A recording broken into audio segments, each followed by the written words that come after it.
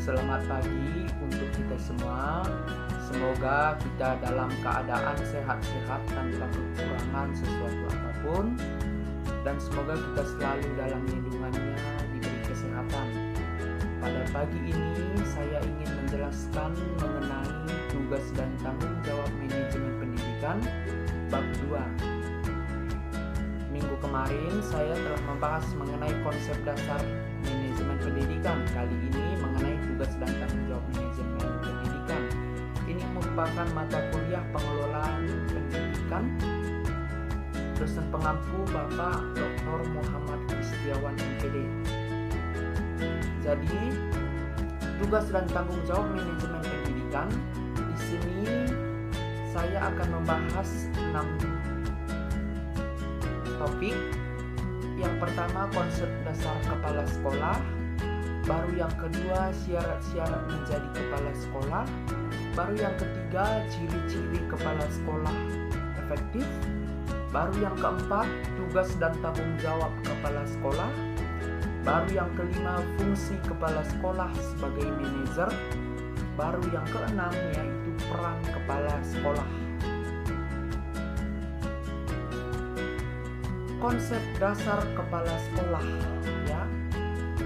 Tentu secara etimologi, ya, kepala sekolah adalah guru yang memimpin sekolah. Itu menurut Purwadarminta pada tahun 1976 pada halaman 482. Kata kepala sekolah berasal dari dua kata, yaitu kepala dan sekolah. Kata kepala sekolah dapat diartikan sebagai ketua atau pemimpin dalam suatu organisasi, sedangkan sekolah adalah sebuah lembaga di mana tempat terjadinya penerima dan pemberi penjelasan. Menurut Syafarudin pada tahun 2005, tugas kepala sekolah adalah mempengaruhi, mendorong, membimbing, mengarahkan, dan menggerakkan guru, staf, siswa, orang tua, dan pihak yang terkait untuk bekerja dan berperan guna mencapai tujuan yang ditetapkan.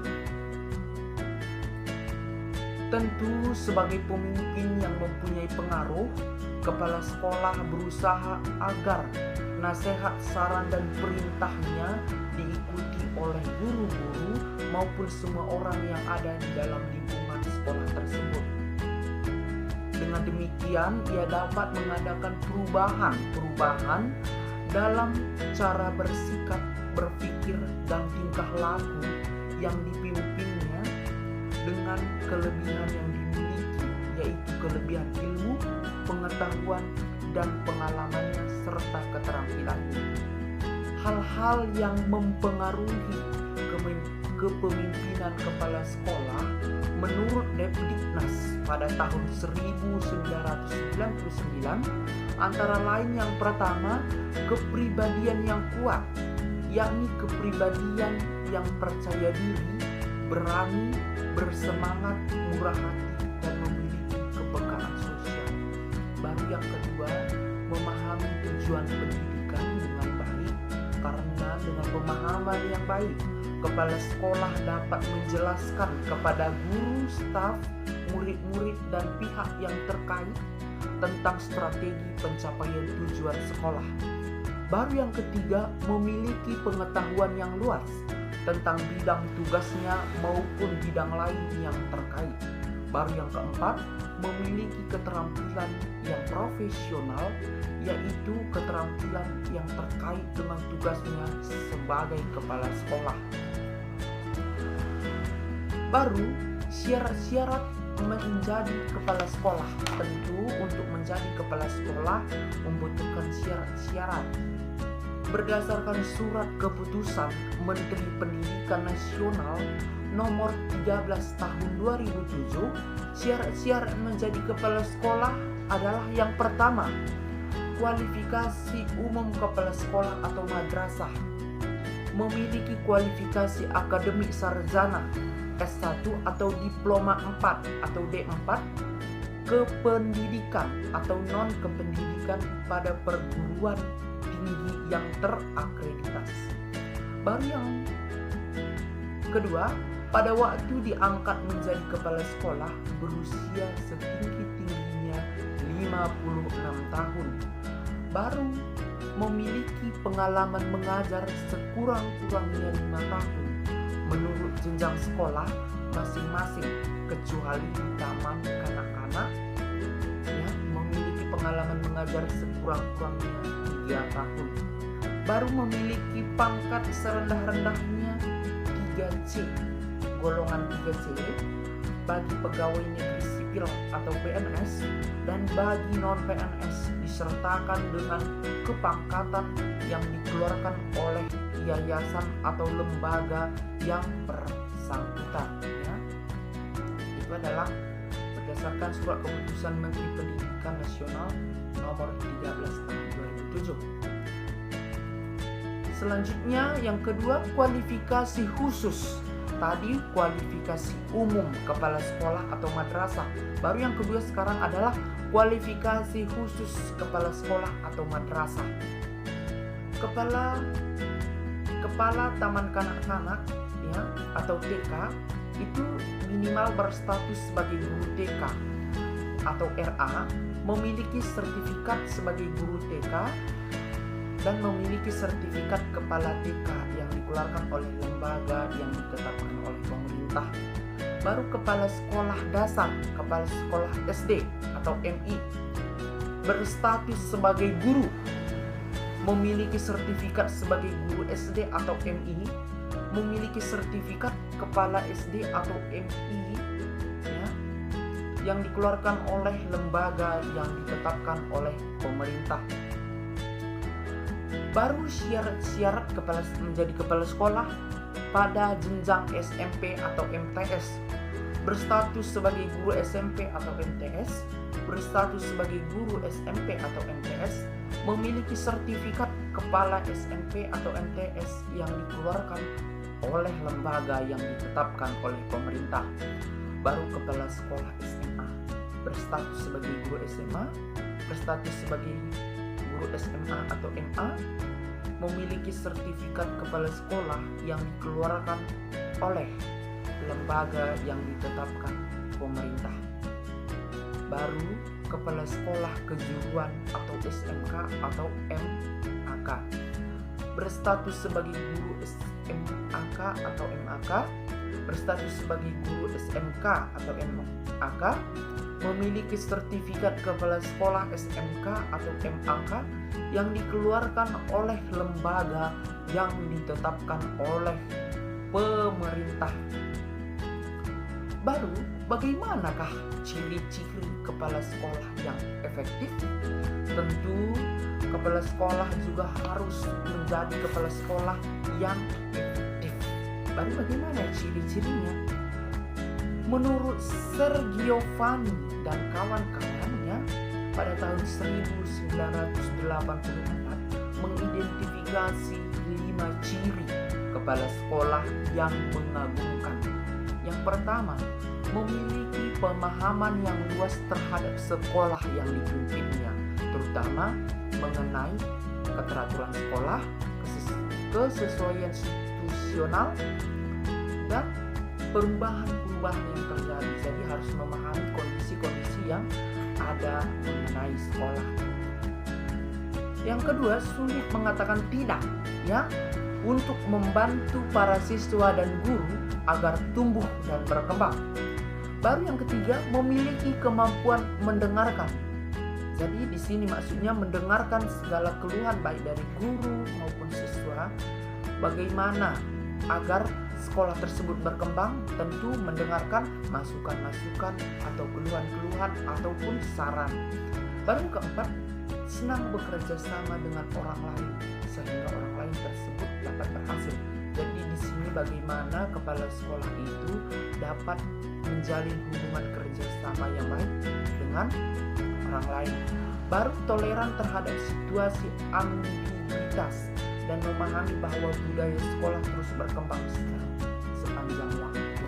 Nah, itulah ciri-ciri kepala sekolah yang efektif menurut Sergio.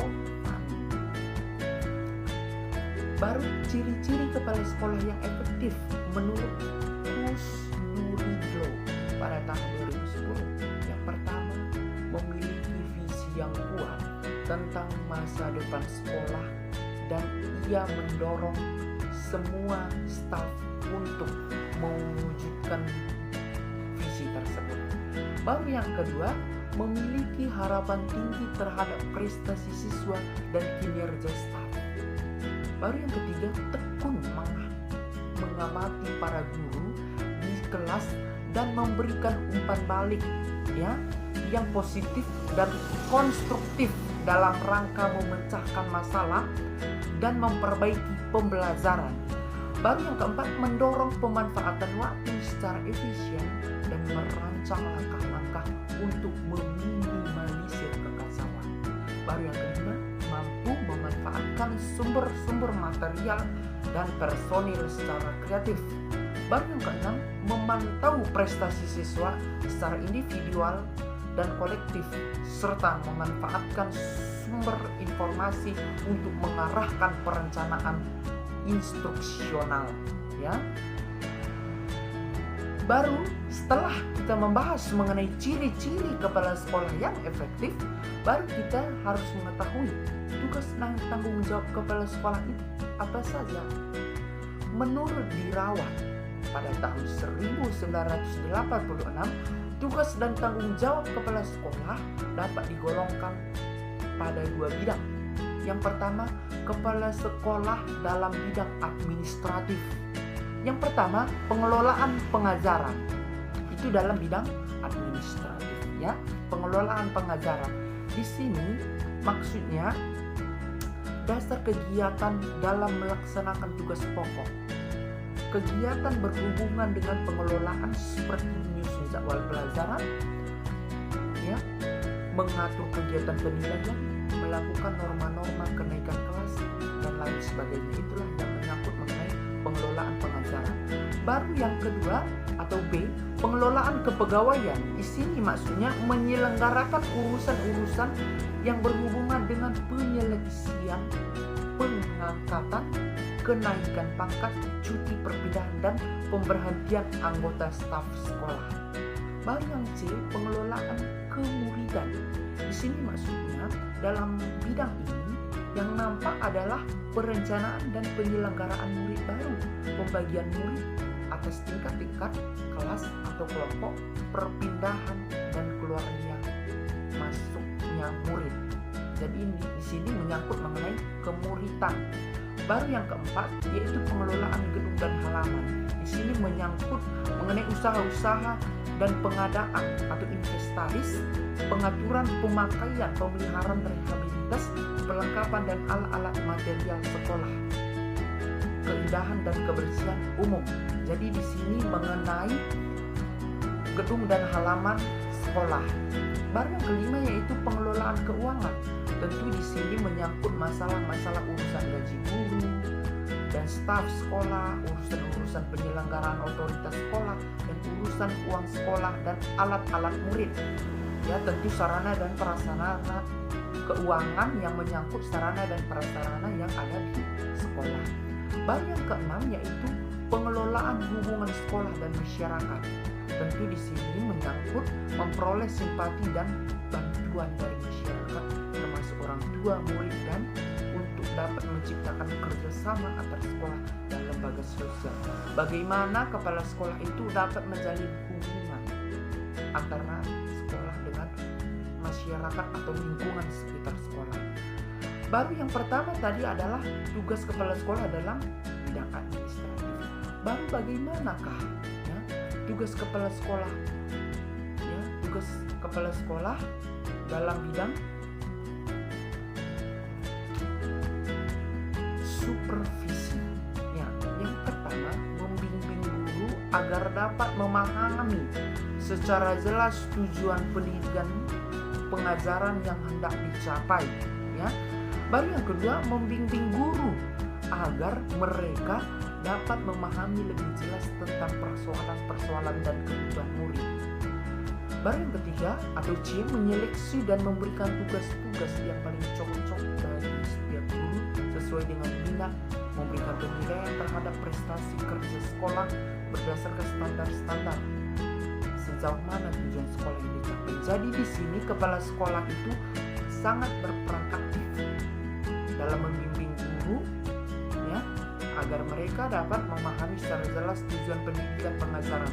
Jadi di sini kepala sekolah memberikan penjelasan-penjelasan terkait hal-hal yang perlu dijelaskan kepada guru agar guru juga efektif dalam melaksanakan tugasnya. Ya. Baru kita akan membahas mengenai masih dalam seputar kepala sekolah, yaitu tugas dan tanggung jawab kepala sekolah. Tadi kita membahas mengenai tugas dan tanggung jawab kepala sekolah, ya. Dalam pelaksanaannya, kepala sekolah sebagai supervisor, ya, harus memperhatikan prinsip-prinsip. Yang pertama, hubungan konsultatif, kolegial, dan bukan hierarkis. Baru yang kedua, dilaksanakan secara demokratis.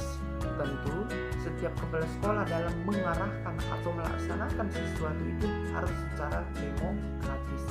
Baru yang ketiga, berpusat pada tenaga kependidikan atau guru. Baru yang kelima, dilakukan berdasarkan kebutuhan tenaga kependidikan ataupun guru. Baru yang kelima, merupakan bantuan profesional. Di sini kepala sekolah sebagai supervisor dapat dilakukan secara efektif melalui diskusi kelompok, kunjungan kelas, pembicaraan individual, dan simulasi pembelajaran di sini. Misal seperti rapat yang dilakukan oleh guru dengan kepala sekolah. Ya, itulah mengenai tugas dan tanggung jawab dari kepala sekolah. Baru kita perlu mengetahui fungsi kepala sekolah sebagai manajer. Bagaimanakah fungsi kepala sekolah sebagai manajer? Stoner pada tahun 1978 mengemukakan 8 fungsi kepala sekolah sebagai seorang manajer. Yang pertama, bekerja dan dengan melalui orang lain, ya. Baru yang kedua, dengan waktu dan sumber yang terbatas mampu menghadapi berbagai persoalan. Baru yang ketiga, bertanggung jawab dan mampu mempertanggungjawabkan. Jadi bertanggung jawab dan mampu mempertanggungjawabkan. Baru berpikir secara realistik dan konseptual. Jadi berdasarkan realistik dan konseptual. Baru yang kelima yaitu sebagai juru penengah. Baru keenam adalah seorang politik. Baru yang ketujuh adalah seorang diplomat. Baru yang terakhir adalah mengambil keputusan yang sulit. Itu adalah fungsi kepala sekolah sebagai manajer. Ya. Baru menurut Mulyasa pada tahun 2007 halaman 103 ada beberapa strategis yang dapat dilakukan kepala sekolah dalam meningkatkan profesionalisme guru. Ya, yang pertama, memberdayakan tenaga kependidikan melalui kerjasama yang dimaksudkan bahwa dalam peningkatan profesionalisme tenaga kependidikan. Di sini kepala sekolah harus mementingkan kerjasama dengan tenaga kependidikan dan pihak lain yang terkait. Baru yang kedua, memberikan kesempatan kepada para tenaga kependidikan untuk meningkatkan profesinya. Ya, sebagai manajer, kepala sekolah harus meningkatkan profesi secara persuasif dan dari hati ke hati. Baru yang ketiga yaitu mendorong keterlibatan seluruh tenaga kependidikan.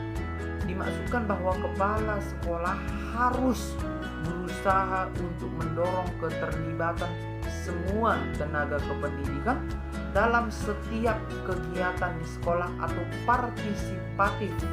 Ya. Itulah kira-kira mengenai hal yang perlu kita bahas tentang fungsi kepala sekolah sebagai manajer. Baru, bagaimanakah peran kepala sekolah? Tentu kita harus mengetahui peran daripada kepala sekolah itu apa saja. Ya, peran kepala sekolah. Yang pertama, peran kepemimpinan kepala sekolah. Ya, kepala sekolah merupakan kunci dalam membentuk kultur sekolah. Ya, kepala sekolah harus dapat membentuk budaya yang positif, di mana staf berbagai pengertian dan memiliki dedikasi untuk peningkatan sekolah dan pengajaran. Baru yang kedua atau B, kepala sekolah harus dapat menjalin hubungan dengan kelompok internal dan eksternal. Kelompok internal di sini seperti pengawasan dan pengelola kependidikan pusat, dewan sekolah, teman sejawat, orang tua, masyarakat sekitar, guru, dan siswa. Sedangkan kelompok eksternal yaitu profesor, konsultan, badan akreditasi, dan sebagainya. Ya. Baru peran kepala sekolah dalam manajerial kepala sekolah. Apa saja? Yang pertama atau A, peran manajer merupakan aspek utama kepemimpinan kepala sekolah, ya, di mana keterampilan manajerial ini yang pertama teknis, ya, mencakup teknis proses manajemen. Baru yang kedua menyangkut mengenai manusia atau human. Di sini keterampilan hubungan antar manusia, memotivasi dan membangun moral. Baru yang ketiga konseptual. Di sini menekankan pada pengetahuan dan teknis terkait jasa atau produk tentang organisasi. Baru yang B, secara umum kepala sekolah harus memimpin dari pusat, ya. Demokratis, mendelegasikan tanggung jawab, memberi kuasa dalam pengambilan keputusan, dan mengembangkan usaha elaboratif yang mengikat siswa, guru, dan orang tua. Hal tersebut mengandung arti bahwa kepemimpinan atau pemimpin dalam segala hal hendaknya ada di tengah komponen organisasi. Baru C, kepemimpinan untuk kepala sekolah, yaitu pertama kepemimpinan struktural, kepemimpinan fasilitatif, kepemimpinan yang mendukung, dan kepemimpinan partisipatif. Ya. Baru yang ketiga, peran kurikulum pengajaran kepala sekolah. Tadi peran manajerial kepala sekolah, baru di sini yang ketiga yaitu peran kurikulum pengajaran kepala sekolah. Ya, bidang kurikulum pengajaran hendaknya menjadi prioritas kerja utama kepala sekolah sehingga dapat meningkatkan mutu pendidikan di sekolahnya. Ada 6 peran kepala sekolah di bidang kurikulum pengajaran. Yang pertama, menjamin kualitas pengajaran. Yang kedua, mengawasi dan mengevaluasi pengajaran. Yang ketiga, mengalokasikan dan melindungi waktu pengajaran. Baru yang keempat, mengoordinasi kurikulum. Baru yang kelima, memastikan isi mata pelajaran tersampaikan. Baru yang keenam, monitoring kemajuan siswa. Ya, 6 peran tersebut menggambarkan suatu contoh kepala sekolah yang efektif. Jadi, itulah mengenai peran daripada kepala sekolah. Jadi, sekianlah pembahasan saya mengenai tugas dan tanggung jawab manajemen pendidikan. Semoga bermanfaat untuk kita semua. Terima kasih.